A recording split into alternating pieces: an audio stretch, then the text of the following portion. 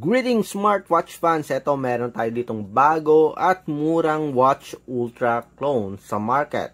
Ang S10 Ultra 2 smartwatch.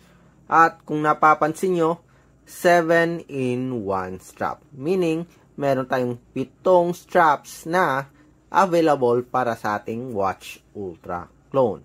Ang model na ito ay S10 Ultra 2. Pero chinek natin, parang rebranded lang siya na T10 Ultra 2 smartwatch. At ganun pa rin, usually yung mga latest na Watch Ultra clone na lumalabas sa market, karamihan ngayon ay gumagamit ng HiWatch Pro na application. Although hindi ako fan ng HiWatch Pro, anyways, ito yung available na support app.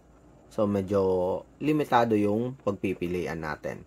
So, ano nga ba yung contents ng S10 Ultra 2 smartwatch? Yan ang ating aalamin. Check natin yung mga available na strap. And, of course, magfo-focus tayo sa menus at features na offered ng S10 Ultra 2 smartwatch. So, kung may mga katanungan kayo about sa smartwatch nito, may request kayo, may gusto kayong tingnan o subukan sa smartwatch na ito, or yung mga smartwatch na na-review na natin, or mga bagong smartwatch sa market, baka gusto nyong i-check namin o i-check natin, drop lang ng comment sa baba. Again, kung hindi pa kayo nakasubscribe, subscribe na sa ating YouTube channel, Smartwatch Pinoy TV. Okay, so start na tayo. Tingnan natin yung contents ng S10 Ultra 2 smartwatch. Na-attach na natin yung strap, na-check na natin, na-turn on na natin yung smartwatch para tuloy-tuloy yung pag-review natin. So, ito yung straps na available sa smartwatch. Ito, na-attach natin yung isa. Sporty ito, yung dating.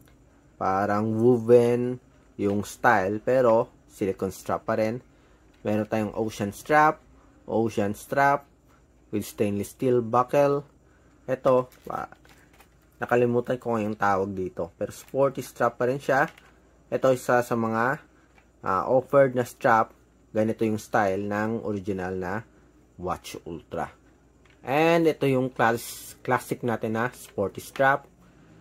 Nylon strap. At ito yung makabagong nylon strap din. Ito kasi parang may lock siya. Okay, pinapasok siya. Maganda rin to gamitin. Kaya lang, ayoko ng design na ayoko nung materials na gamit dito. Mas maganda yung metal type. And isa to, okay rin to. So, meron siyang yung sticky. Okay. So, magandang gamitin nito. Okay din. So, meron siyang sporty na look. And trendy. Bagay na bagay ito sa mga teens. Okay. And velcro yung pag-attach ng o pag-lock ng strap. Okay, okay naman. Medyo strong naman. Hindi ko lang alam kung tatagal to o hindi. But so far, okay yung style, okay yung design. And of course, meron tayong wireless charging, user manual, at ito nga yung smartwatch natin.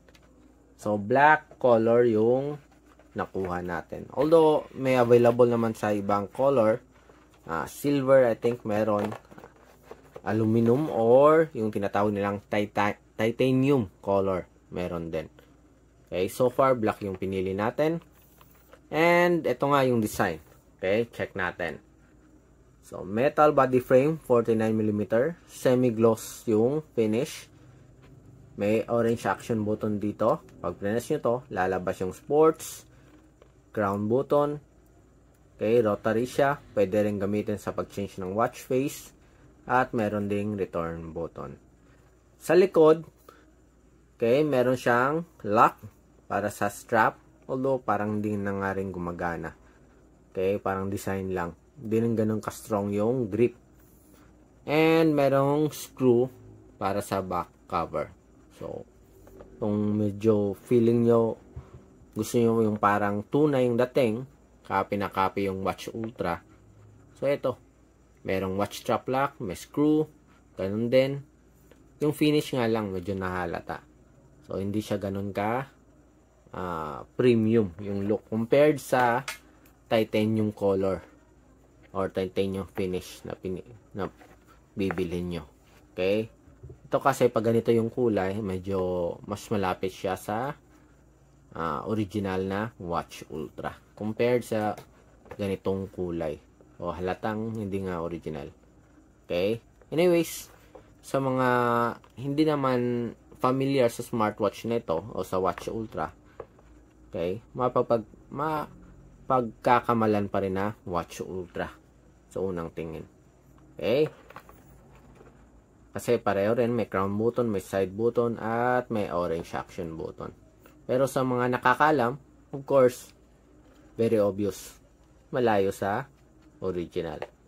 Okay? Although yung look, may ganon, pero kung titingnan mo, okay, kung malalaman mo kagad na copy lang siya. Okay? Anyways, kung di nyo afford yung original, dito tayo. So, tingnan natin kung ano yung menus and features na offered sa S10 Ultra 2 smartwatch. Again, kung pipili kayo, mas mabuti na yung titanium color. Okay? Or yung parang silver color. So, tingnan natin. Ito, ginagamit sa pag-change ng watch face, sports functions, yung sa side button, yung orange action button. So, pwede ka rin mag-change ng watch face gamit yung touchscreen. Swipe lang. Sa taas, meron tayong notifications. Sa baba, settings dito. Shortcut sa mga important settings tulad ng flashlight, music control, Bluetooth, functionality. Sa left side, meron tayong split screen. So, commonly used applications, dito yan mag-appear. Okay? Kung ano yung last applications na ginamit mo, dito yan mag-appear. Okay? Sa left side o sa right side, iba't ibang watch faces. Para ma-access nyo yung main menu, press nyo lang yung power button. Ayan. So, obviously, meron tayong dialer. That is for the Bluetooth call. May phone book. Meron ding heart rate. May blood oxygen monitoring. Health rate cyclic. ECG. May sports monitoring. Ganun pa rin. Katulad ng ibang smartwatch na gumagamit ng HiWatch Pro or Fit Pro or HRY Fine application, meron itong at least 7 na sports function. Running, bike riding, strength training, basketball, tennis, volleyball, at football. Sa running, ito yung sports data na minomonitor. Time, beats per minute, calories, distance, at steps. Stop natin. Meron ding camera, blood pressure monitoring, music control, reset, weather, looking for, sleep monitoring, menu style. 6 na menu style meron tayo dito. Yung pinili natin yung list style. Merong message notification, stopwatch, QR code, at some more. Meron tayong change yung the watch from watch 1. Yan. Merong Siri. Ginamit natin yung Siri na to. Parang hindi ganun ka pulido. Okay? About, set language, merong set time, set date, backlight time, go back time, may bed lamp mode din. Side key settings, so pwede nyong palitan yung sports. Baka gusto nyo ng blood pressure, ultracyclic, or heart rate. So, pili lang. Okay, backlight brightness, meron din. QR code, ano pa bang meron dito? Yun, may support sa Facebook, Twitter, WhatsApp application, meron din. Games, isang games lang meron, Fighter Pilot. Okay. Ayan. Yun, ganun pag drag nyo lang yung airplane or yung jet fighter. Ayan. Go back.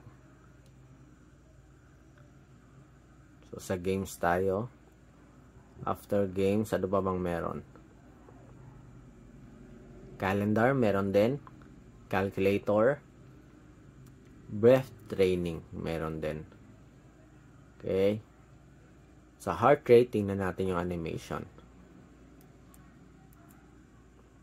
Ayun. Okay, so check natin. Nagmo-monitor ba? Okay, sa accuracy, hindi natin alam, pero check pa rin natin kung nagpo-provide ba ng data o hindi. 71. Meron ding blood pressure. Tingnan natin yung sa blood pressure.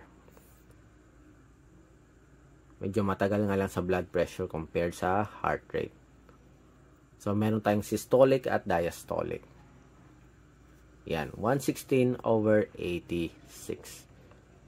So, that's it sa mga iba't ibang menus and features ng ating S10 Ultra 2 smartwatch. So, kung may mga katanungan kayo about sa smartwatch, may balak nyong bilhin, or baka gusto nyong maghanap ng iba, drop lang ng comment sa baba. And ganun pa rin, please support our channel ng nag-iisang Smartwatch Pinoy TV.